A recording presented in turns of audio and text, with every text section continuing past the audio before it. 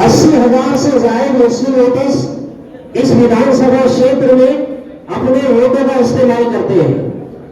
इतनी बड़ी तादाद में होने के बावजूद क्या हमें यह हक नहीं है कि हम कांग्रेस पार्टी से उम्मीदवारी की मांग कर सकें?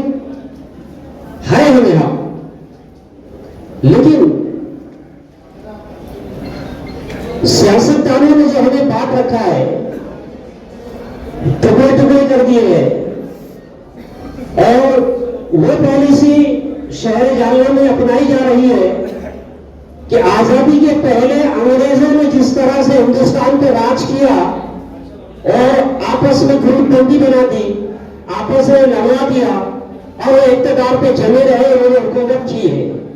वही पॉलिसी को जालना की सरजमी पर आप अपनी सर की आंखों से देख सकते हैं। आपकी मालूमात के लिए इन 80,000 मुसलमानों में, शहर जालना के मुसलमानों में आप जानते हैं कितने ग्रुप बनाए गए, कितने ग्रुप बनाए गए। ये हमारा आपसी इख्तिलाफ कोई इख्तिलाफ नहीं है। इसके पीछे आप देखिए कि ग्रुप बनाने वाला क्रिएटर कौन है। रहमानगंज कि जहां पर रहमानगंज की एकता और ताकत का पूरे जालने में नहीं बल्कि पूरे मराठवाड़ा में डंका बजा करता था, वहां पर 3 ग्रुप बनाने वाला क्रिएटर कौन है? जालना में, कभी जालना में जफर खान शाही, जिसका नाम बहुत मशहूर था, जिसकी नौजवानों की ताकत बहुत मशहूर थी, जफर खान शाही में 3 ग्रुप बनाने वाली ताकत का नाम क्या है? जान रहे आप?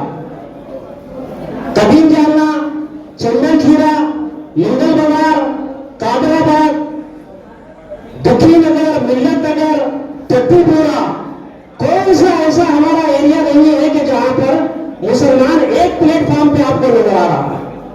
हर जगह आपको बांट दिया गया है, हर जगह ग्रुप बना दिए गए हैं कि रशीद पहलवान अगर उभरते हैं तो उनके सामने उनके अपोजिशन को खड़े करके उन्हें डैमेज करने की कोशिश की जाती है। 40 से अगर कोई बंदा मैदान में आता है तो उन्हें डैमेज करने की कोशिश की जाती है। अफगान महल्ले से अगर कोई बंदा आगे बढ़ता है तो उसके पैर को खींच के नीचे लाने की कोशिश की जाती है। प्यादारे वतन, इस पॉलिसी को आप समझे और इत्तेहाद इत्तेफाक का मुजाहिरा करें, जैसे और समाज अपने इत्तेहाद इत्तेफाक का मुजाहिरा करते हैं। आपकी मालूमात के लिए शहर जालना में वो समाज भी है कि जिनकी तादाद 9,000 है, लेकिन वो अपने पास 10 काउंसलर रखते हैं। वो समाज भी है कि जिनकी तादाद 18,000 है, वो यहाँ के आमदार बनते हुए नजर आते हैं। तो जो 5,000, 8,000, 15,000, 20,000, 25,000 की तादाद में जो समाज जालने में रह रहा है, उनके काउंसलर बन सकते हैं, उनके कॉर्पोरेटर बन सकते हैं, उनके आमदार बन सकते हैं। तो मैं यकीन से कहता हूं कि जो समाज से शहर जालना में 80,000 से ज्यादा की तादाद में है, तो इस ये समाज इत्तेफाक और इत्तेहाद से अपनी वोट की ताकत से अपनी ऑफिस का कर सकता है। इतनी बड़ी तादाद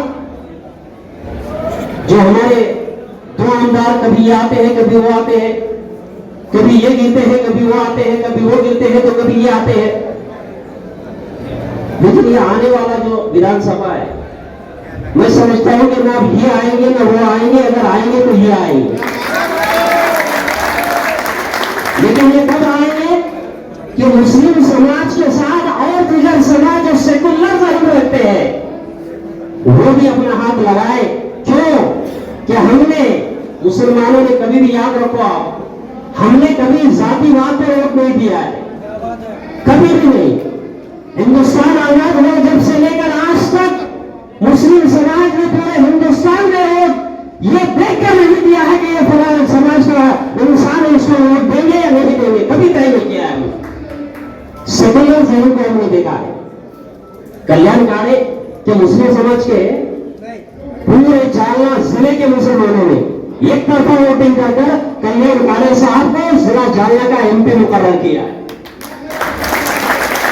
और कांग्रेस पार्टी पार्लियामेंट में जो आज अपोजिशन के ओहदे पे बैठी है, पूरे हिंदुस्तान में अगर किसी की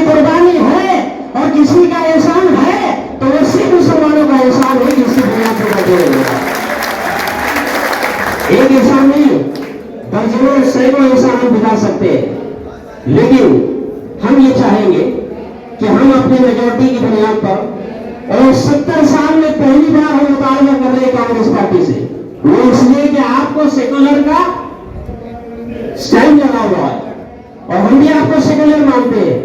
तो अगर आप वाकई कांग्रेस पार्टी सेकुलर पार्टी है तो पहली मर्तबा 70 साल में पहली मर्तबा 4 मुसलमानों ने आपसे विधानसभा में उम्मीदवारी मांगी, जिसमें मैं भी हूं, नवाब दानिश साहब भी है, शेख महमूद साहब भी है, अब्दुल हफीज साहब है। लेकिन आपको गवाह बनाकर कह रहा हूं कि अगर आज पार्टी अब्दुल हफीज साहब के टिकट का डिक्लेरेशन देती है तो आज भी मैंने अब्दुल हफीज साहब के सपोर्ट का ऐलान कर दिया हूं और न सिर्फ सपोर्ट करके उनके कांग्रेस में कांगा लगाकर शहर के हर गली कूचे में हर दरवाजे पर अब्दुल हफीज से पहले का कोई नजर आएगा तो जरूर से जरूर आपको याद है।